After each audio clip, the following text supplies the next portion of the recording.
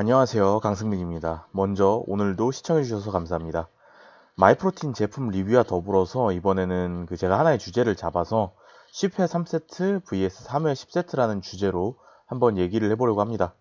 사실 이 주제 같은 경우에는 고전적인 형태의 보디빌딩 스타일과 스트렝스 기반의 금비대 방식의 차이를 나타내는 핵심적인 주제라고 할 수 있습니다.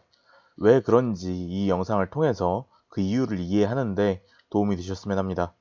스트렝스 관련 칼럼을 읽다 보면 꽤나 자주 발견할 수 있는 코멘트들이 있습니다.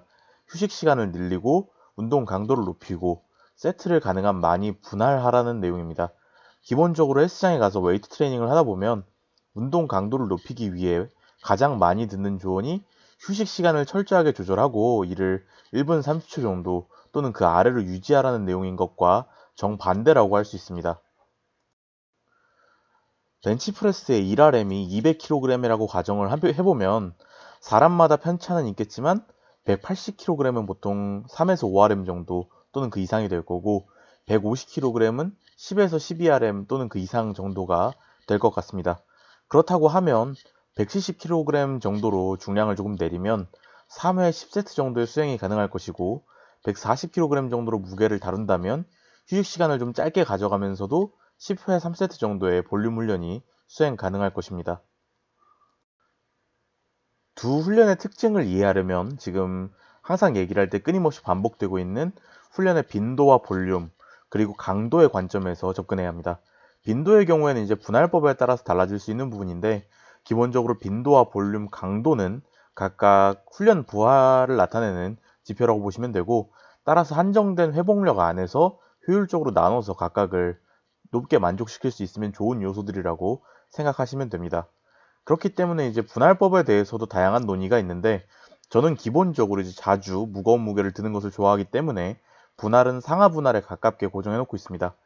이 부분은 이제 오늘의 주제에서는 조금 멀어지는 부분인데 빈도를 낮게 내려서 5분할 정도로 가져가시는 경우에는 한 세션의 볼륨과 강도를 특정 부위당 매우 높게 가져가는 경우가 많습니다. 효율의 관점에서는 이제 개인차가 있겠지만 기본적으로는 이제 운동하는 부위의 운동 강도를 매우 높게 가져가려고 할 때 효과적인 방식이라고 할 수 있습니다. 반대로 무분할이나 이분할 같은 경우에는 빈도가 매우 높은 만큼 꾸준히 이제 강도와 볼륨을 잘 조절을 하면서 컨디션을 유지하는 게 훈련의 핵심 중에 하나라고 보실 수 있습니다. 다시 원론으로 돌아가면 3회 10세트를 할지 10회 3세트를 할지를 골라야 한다는 것입니다. 물론 이 영상을 보고서 이제 횟수와 세트 수를 고정하라는 것이 아니라 원리에 입각해서 본인에 맞도록 적절하게 잘 적용을 해야 되겠죠. 먼저 3회 10세트의 운동 훈련 방식의 장점과 단점을 정리해 보겠습니다. 첫 번째로 장점은 1RM을 훈련하는 것에 보다 가깝게 굉장히 무거운 무게를 여러 세트로 다루기 때문에 상대적으로 큰 운동 단위를 많이 사용할 수 있다. 그러니까 속근의 발달을 좀 노릴 수 있다는 그런 것이 있고, 저한테 이제 질문으로 단기간에 이제 무게를 증가하는 것에 대해서 물어보시는 분들이 많이 있는데, 충분히 이제 근비대와 컨디셔닝 루틴을 장기간 돌려오신 분들이라고 가정을 할 때 단기간 반복수를 줄이고 휴식 시간을 늘리는 것만으로도 금방 스트렝스가 증가할 수 있다고 말씀드리곤 합니다. 3회 10세트의 방식이 이러한 피킹 방법의 한 가지 예시가 될 수 있겠죠. 두 번째 장점은 이제 고중량을 다루는 스킬을 연습하고 약점을 찾기 좋습니다. 비대칭이나 바벨이 기울어지는 등과 같은 형태로 나타나는 몸이 가지고 있는 불균형은 상대적으로 저중량 훈련을 할 때보다는 고중량 훈련을 할 때 명확하게 나타납니다. 고중량 훈련에서는 이제 이렇게 나타나는 약점을 확인을 하고 스스로 피드백을 하면서 고쳐나갈 수 있기 때문에 3에서 5RM 정도의 여러 세트의 훈련은 피드백을 스스로 잘 할 수 있다고 하면 이런 부분에서 이제 이점이 큽니다. 이런 과정에서 이제 기술 훈련을 하는 것도 당연히 이제 고반복 훈련보다는 1RM에 가까운 무게를 가지고 이제 훈련을 하는 게 1RM의 수행 능력에 적용되는 그런 전이성이 더 높다고 생각을 할 수가 있습니다.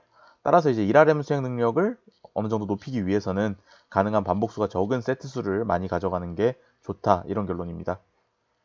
반대로 이제 첫 번째 큰 단점은 운동 시간이 너무 길어진다는 것입니다.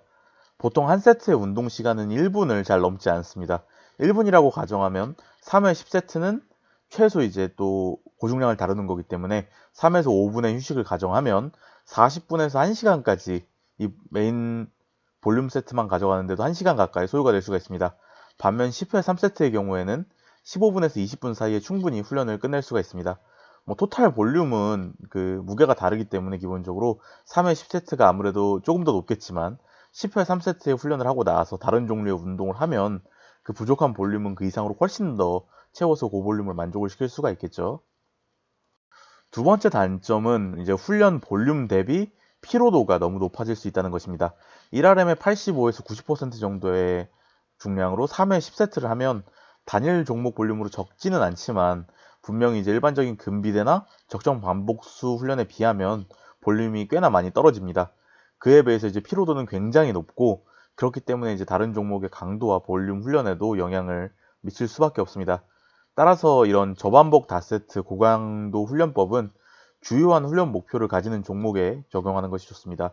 예를 들어서 이제 벤치프레스를 빠르게 증량을 하고 싶다라고 하면 벤치프레스 종목엔 이런 방식을 적용하되 다른 종목에는 이제 조금 더 강도와 볼륨, 빈도 이런 것들을 내려서 가져가는 게 좋겠죠. 저는 이제 이런 것들을 오버헤드 프레스를 중심으로 가져가고 있기 때문에 주 3회에서 6회 오버헤드 프레스를 하면서 다른 종목들은 이제 빼기도 하고 하면서 이제 빈도를 조절하고 있습니다. 이제 그리고 이런 훈련을 하면서 이제 발생하는 볼륨과 대사부하 훈련의 감소치는 이제 머신과 같은 강도와 휴식 조절이 굉장히 용이한 운동을 통해서 보완하면 좋습니다. 3회 10세트를 할 때는 굉장히 이제 긴 휴식 시간을 가지면서 그 최대 근력을 사용을 했다면 그에 대한 볼륨을 쌓기 위한 보조 운동에서는 휴식 시간을 1분이나 30초 또는 1분 30초 이런 정도로 짧게 조절하면서 대사부하를 좀 쌓고 그 다음에 이런 것들에 대한 회복 능력을 늘려가는 것도 좋다고 생각을 합니다. 이렇게 이제 3회 10세트의 장점과 단점을 정리를 하고 나면 10회 3세트의 장점과 단점은 당연히 정리할 필요가 없겠죠. 그냥 정반대라고 생각을 하시면 됩니다. 항상 훈련에선 이러한 양면성 때문에 정답은 없고 특징만 있을 뿐입니다. 나의 목적에 맞게 훈련의 특징과 특성을 내 목적의 방향에 맞게 일치를 시킬 수가 있다면 좋은 훈련에 가까워질 것이고 나의 목적과 훈련의 특성이 반대가 된다면 아무래도 이제 비효율적인 방식에 가까워지겠죠. 모든 사람은 이제 각자 자기의 목적이 있고 각자의 신체 특성, 그 다음에 이제 생활 환경 이런 것들이 있기 때문에 운동법, 훈련법은 하나의 정답이 있을 수가 없고 항상 각자의 방식을 찾아가야 하는 것입니다. 10회 3세트의 훈련을 한다면 강도에 비해서 토탈 볼륨이 굉장히 높아지게 됩니다. 그러면 이제 그만큼 소모 칼로리가 커질 수도 있기 때문에 아무래도 이제 파워빌딩을 할 때 다이어트 기간에는 데일리 맥스나 3에서 5RM을 다루는 것을 좀 피하고 이러한 루틴을 가져가는 것이 용이하기도 합니다. 저도 이제 마찬가지로 데일리 맥스나 이제 어느 정도 하루에 다루는 고중량은 유지를 하고 있는데 백오프 세트에서 중량을 지금 굉장히 많이 내리고 있죠. 오버헤드 프레스 같은 경우는 140kg을 하고 주기별로 이제 날을 돌아가면서 130, 120, 110kg 다 전부 그 최대 반복수 훈련 이런 것들을 넣었었는데 지금은 전부 제외하고 백오프 세트의 무게는 굉장히 내려서 볼륨을 쌓는 방식으로 진행을 하고 있습니다.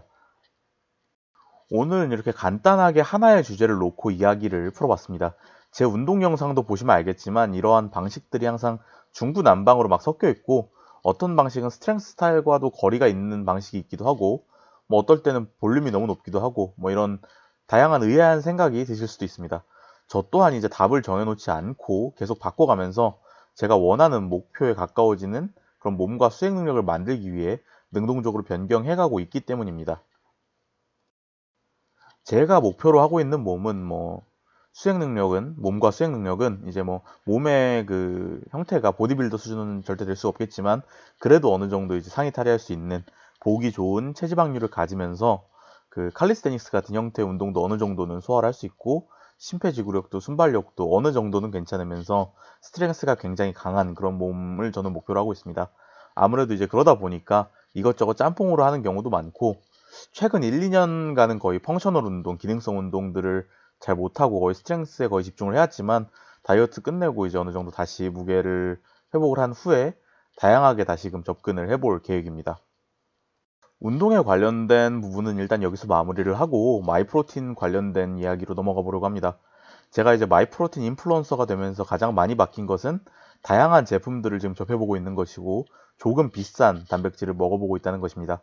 아무래도 이제 대학원 입학 초기 시절이나 이제 예전 시절에서 보면 그때 이제 아무래도 그 비용의 여유가 굉장히 적었기 때문에 단백질은 이제 그리고 자주 먹어야 되는 거기 때문에 가성비를 절대적인 지표로 뒀었습니다. 이제 그 후에 근데 점점 여유가 생기면서 다른 취미에도 소비를 하고 있는 걸 그런 걸 고려를 해보면 아무래도 이제 단백질 제품이나 영양제 제품도 조금 더 여유를 가지고 접근해도 되겠다라는 생각이 들긴 합니다.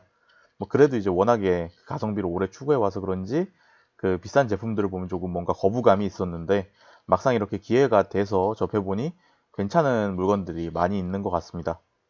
지금 제가 뭐 완전히 대단하게 어떻게 하려는 건 아니지만 어느 정도 다이어트를 하고 있는데 그렇기 때문에 아무래도 더더욱이나 회복에 고민을 많이 하고 있습니다. 스트렝스가 떨어지는 거는 이제 뭐 체중을 감량하면 너무나도 필연이지만 그게 아니면 누구나 그냥 무조건 다이어트를 일단 하겠죠.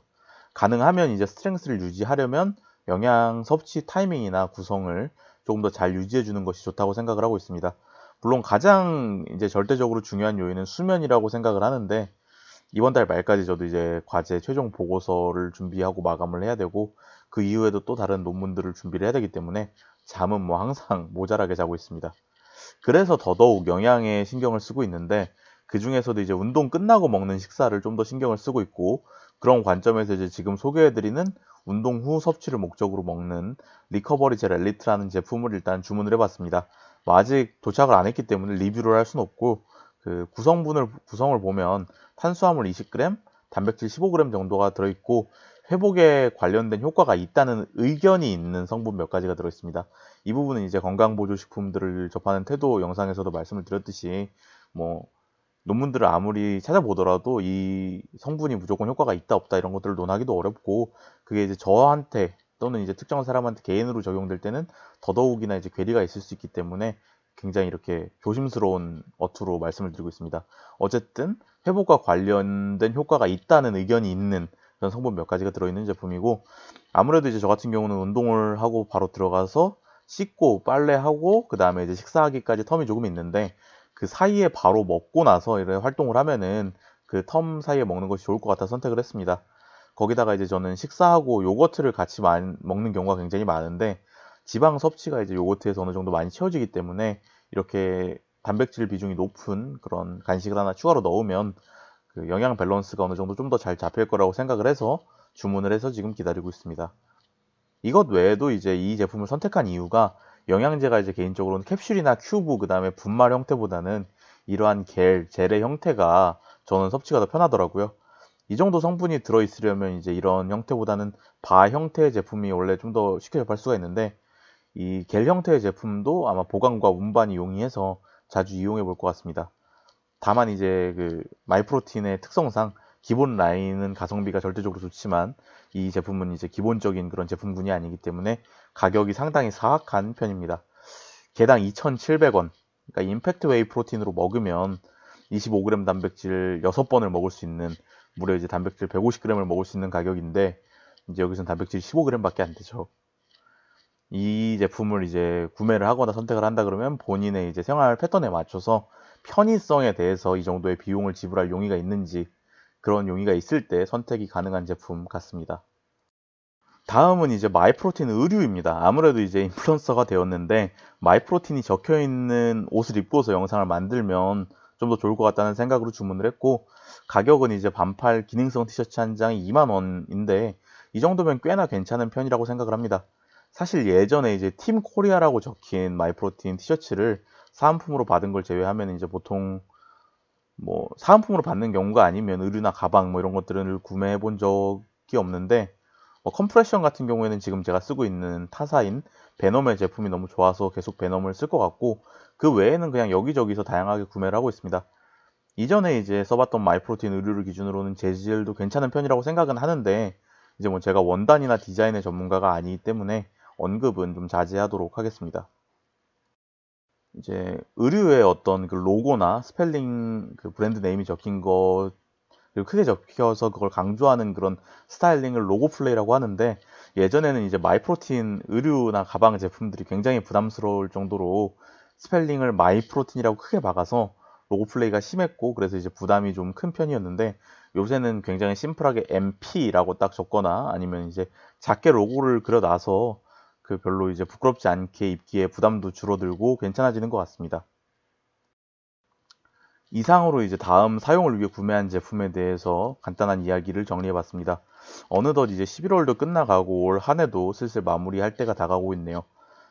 참 이 날씨가 좋아졌다 나빠졌다 하는데 그 와중에 이제 중국에서 굉장히 미세먼지가 많이 날아와서 활동하기가 굉장히 어려울 것 같은데 그 와중에도 이제 건강 잘 챙기시기 바라고 모두 올해 목표한 바에 조금씩 가까워지시고 그다음에 이제 한 해를 잘 마무리할 수 있도록 준비하시기 바랍니다. 항상 감사합니다.